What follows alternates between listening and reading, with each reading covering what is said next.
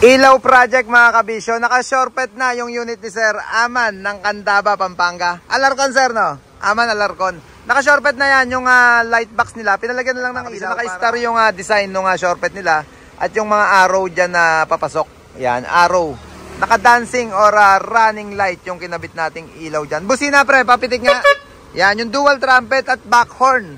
Mic, voice, brake at yung reverse niya. Ayan, dalawang pirasong mic, voice, kalembang. Isa sa atras, isa sa preno.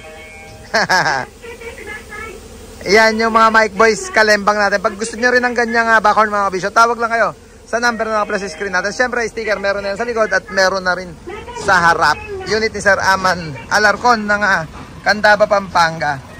Sir, bigyan ko pa si bossing ng sticker. Extra sticker para souvenir. Thank you ba sir? Pauwi na kayo, paluwas pa. Paluwas pa ng Manila. Yan. Siyempre sticker, meron na yan. Certified kabisyo, certified mabisyo, certified nahima sa baluarte natin. All goods na unit mga kabisyo. Naka-bumper na, naka-chrome na. Naka-shortpet na, visor, ladder, side grill, tapaludo, at yung tawag na extension ng siding nila mga kabisyo.